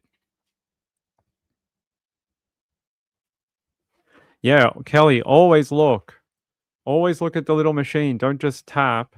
Always check what they're giving you, because oftentimes they'll just fill it out themselves for the tip. And I know in America you guys have a tipping culture where it's expected that you give. I don't know how much it is in America. Is it like 15%, 25%? I can't remember, but it's some amount of money. I think 15% if they're crap. I think it's like 25% if they do a half decent job. I think that's the way I used to do it. So if they were like really, if they just hand you your stuff and throw it at you, it's like 15%. If they do a nice job and they're nice to you, I think I used to tip like 25. So Kelly said tip culture is out of control here. It made it to Australia. We don't even have tipping here because everyone gets paid a decent wage, right? But they still ask. So people here earn like $25 to $30 an hour at a lot of places, not everywhere, but a lot of places do pay wages at that rate. And they're still asking for 15%, 20% on top. Seriously. They earn more than American people do in service facing roles, and they still ask for tips on top. Like, it's like we don't even do that here. So a lot of Australians don't like it because they see it as, you know, our taxes and money and the high prices we pay supplement their wages, so they get a more of a living wage. So Kim says people take your order and expect a tip. No. In Australia, it's only you only give a tip here if it's like extraordinary service. Like say you went out for like a family dinner, a celebratory dinner, and you had like 15 people at a table in a restaurant. You would probably give a couple of $100 at the end of the night because there's so many people. they had to wait on you all night, and that's sort of what we do. So we sort of divided up how many people, like $10-15 from everyone, and then we give extra money to the servers because they waited on us for like 5 hours or whatever. But that's the only time we ever do it. If it's just going into a cafe on the weekend for breakfast or whatever, no. The prices are already so high. Not doing it. Lisa said we have VAT, which is value added tax. That's the UK. That's the UK. We have GST, which is goods services tax. Value added tax is the UK. Gayla said I always leave a tip after eating, but not a huge amount. Kelly said there are many people here automatically a certain percentage called gratuity here. Ping, shake my head. Yeah, I know that I know it's a big deal, especially for waitresses or waiters, and they basically live on their tips, right? So they often get paid like $5 an hour, but they survive off the money they make from customers. Used to be called VAT. Yeah, now it's now GST. VAT is now only in the UK now. All right. It was good to see you guys. Kelly said my mom was a waitress my whole life. She made like $3.25 an hour. Yeah, I know there's a lot of people in the US who want to advocate for an Australia-like system where waitresses and people who work in food services roles make a living wage so that they don't have to tip, because they see it as like, why is it my job to pay the waitress's wage? And I get it, because it's the way it works here. The business pays the wage, but the food costs more. Like, you guys would be shocked at the prices in Australia. I swear.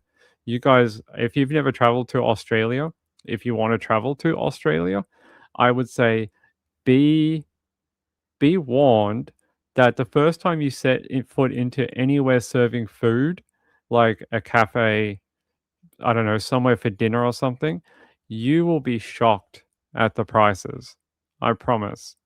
Some of like the mains and stuff are like $45, $50, and that's not at a nice place. That's just a normal place, like a normal, suburban area type place.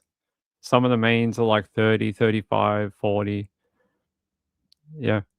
You want to go to like Chinese or something and get like Asian food, it's like sometimes it's like $25, $30 per main course.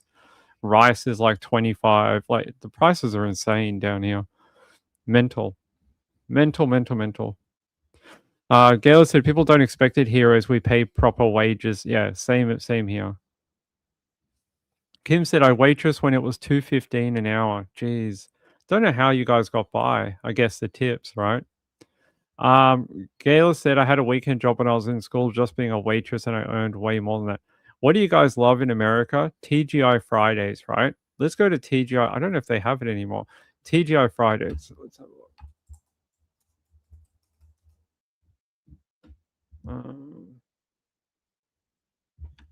All right. I'm going to go to TGI Fridays and I'm going to go to the menu. Let's see if we can get a menu.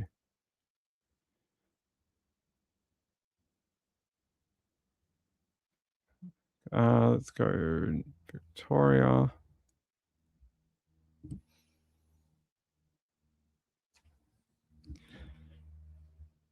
All right. So there we go. This is TGI Fridays in a place in Victoria.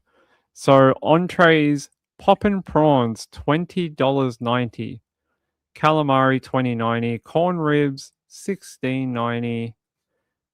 Cheeseburger spring roll, $22.90, and you only get 3. Wings, 6 wings, $15.90. 12 wings, $26.90. If you want them tossed in a sauce, $20. Southern fried Nashville tenders, $20. Burgers are like $35.90. A small cheeseburger, $25.90. Cajun burger, 29. It's just insane, guys. A salad, a chicken burrito, 29 bucks. Like, yeah. So there you go. This is just sort of like, this is just TGI's. If you want a steak, it's $40 and up. That's pretty common though. Yeah, so there you go. There's TGI Fridays, one of an American chain place. So I don't know what it costs in America, but I'm sure it's probably more than that. Sean said $8 Big Mac is about $5 in America. Same. I think Macca's is pretty similar around the world.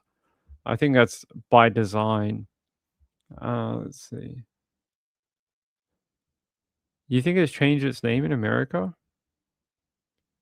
Sean said, I found America as expensive as Australia for food. You reckon? I think America is cheaper. I mean, I know you have to do the conversion rate from Australian dollars into American dollars, but I reckon Australia is still more expensive. When you tie up everything, housing, rent, electricity, everything, like all the bills and that, then food on top of it, there's no comparison. Australia is about 300% more expensive than America. Like our rents are out of control, everything. So that's what it's like living on an island, a giant island. So yeah, there you go. I don't know what it's like back home for you guys. Let me know in the comments. Let me know if that's comparable to TGI Fridays in your local area. Let me know. All right, what else? Do we have one more? Maybe we don't have one more.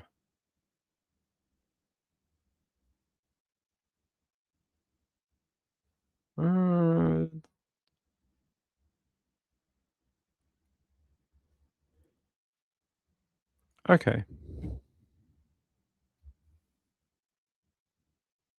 All right. I want to go to ABC in Philadelphia.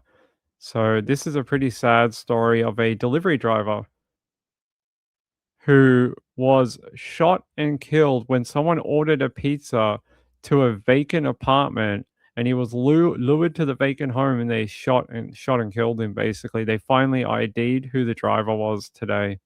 A pizza delivery driver lured to a vacant home, shot and killed last week, has now been identified. Police say 28-year-old Anshul Kuncha had just made the delivery here at the Raymond Rosen Homes on the 2300 block of Edgeley Street Friday morning when he was shot. Kuncha worked for Pete's Pizza on Ridge Avenue. The Indian Consulate in New York released a statement today saying they're in touch with Anshul's family and are assisting any way they can. As police work to make arrests, investigators are asking anyone with any information. So let me tell you some more about him. I think this is pretty horrific that you could lure someone to a apartment building that's vacant and then do this, like kill him, basically. Yeah, I'm just trying to, we've got too many links. Yeah, they're saying the 28-year-old Anshul Kuncha was killed after just trying to do his job, being a delivery driver. Here's a photo of him right here. And they're saying here, he was the driver who was killed after he was trying to drop off an order at a vacant apartment.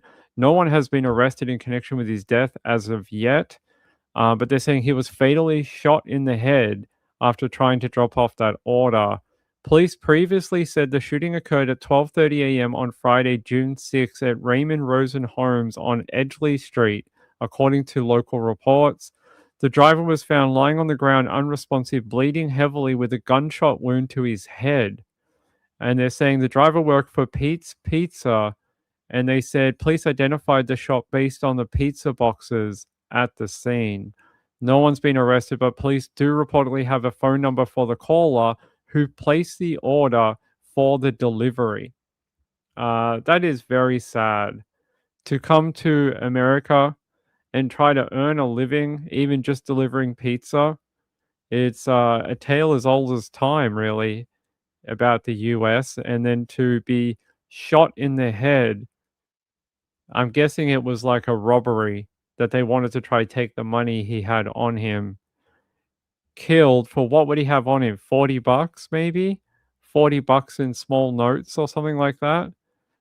It's very sad. So now they have to take his body back to India and get him back home to his family. They're saying, yeah, for like what, $30-$40 in tens and fives and ones or something like that. He wouldn't have much on him. There's no way pizza drivers keep a lot of cash on them because they know they're a target. So someone tried to rob him for like what a couple of pizzas might cost, and they shot him in the back of the head. That is, what is wrong with the world? What is wrong? Where people can't even just do their job without getting shot in the head, harassed, like anything. It's like, why would you do that? You'd call in an order, which they said they have the number for it, and then kill him. The driver would have given up the cash. I guarantee you, no driver's losing their life over $30. They would just give it up. So I'm confused how he ended up with a gunshot wound in his head. Police are offering $20,000 reward for information leading to the arrest and the killing of an Indian national in the US. They're also saying here that this was a side job for him, and he was actually working in tech at the time, and he was doing this to make extra money. That's very sad. Seems like an honest guy trying to do decent work. It's being reported all over India too. The papers in India are alight with this reporting about him dying. Yeah, I'm just going to show you another photo of him. There's a photo of him, another one. So his family have been made aware back home, but yeah, I can you guys, like, why would someone hurt him for that? I don't think they would have known it was him. Drug money, probably, possibly. Sean said card payment is mandatory here with Domino's. Can't remember cash on delivery available. I don't think cash on delivery has been available for like maybe a decade in Australia, but I know in America it is still a thing they do, especially for pizza. Kelly said, I see a lot of people doing Uber Eats and Postmates driving to make extra money. I ordered too much Postmates. I didn't even know Postmates was still around. I thought they shut down years ago. I thought they were gone a long time ago. So $20,000 reward if anyone will come forward. I don't know if they will. And I reckon that number they have for the driver is probably a burner phone. It's most likely a burner phone. So, yeah, very sad story out of Philly. Just trying to see if there's more information about him.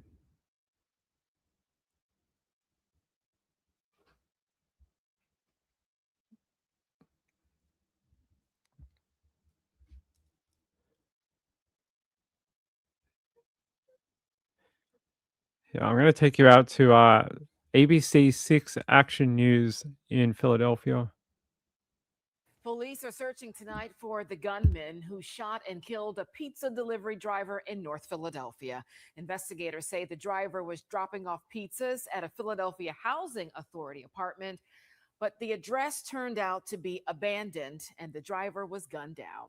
Action News reporter Amanda Pitts live for us in North Philadelphia with the latest on this story here. Pretty disturbing, Amanda.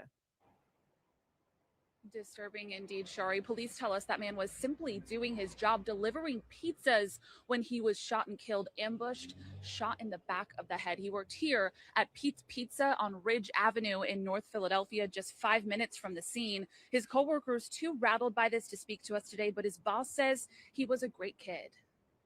Nonsense, senseless. A pizza delivery gone wrong in North Philadelphia overnight. A 28-year-old delivery man was found shot in the back of the head after dropping off pizza to a vacant unit. It happened at the Raymond Rosen Homes on the 2300 block of Edgley Street around 12:30 a.m.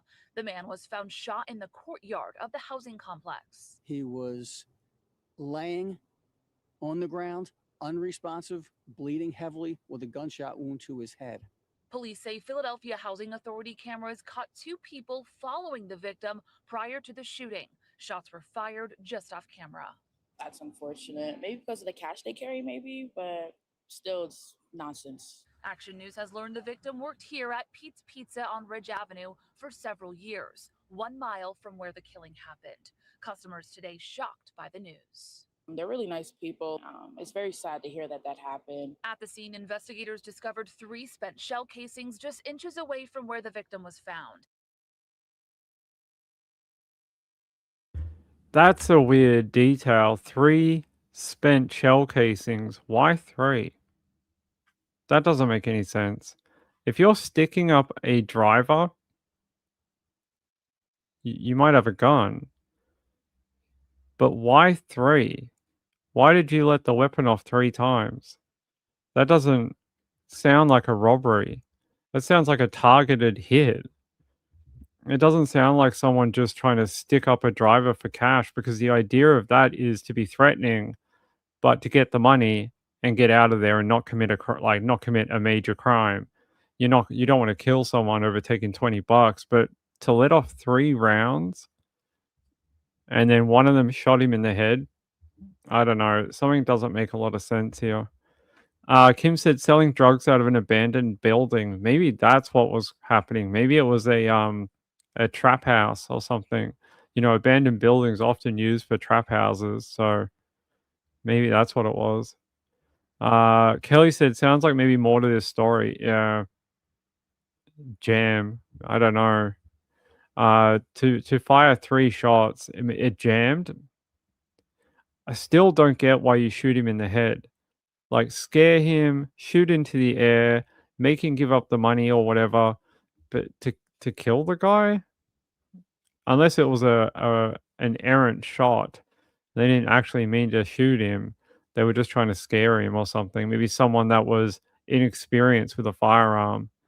But they said they found him lying on the ground, unresponsive, bleeding heavily with a gunshot wound to the head. He was rushed to hospital but pronounced deceased, unfortunately. That is awful, right? To come to the land of America for, to further your life, live the what they call the American dream, only to be shot and killed trying to achieve that. Pretty horrific, pretty sad. All right, let's get out of here, my friends. Let's get out of here for the day. Thank you, Sean. I appreciate it. Thank you, Lisa. Thank you, Kim, for being a member. I love all our members. Thank you for being members for so long. It really helps Ping out. It's very kind. And we'll be back tomorrow. I'll be back tomorrow to see you. I'll see you then. Have a great night out there, everyone. Have a good night. Bye.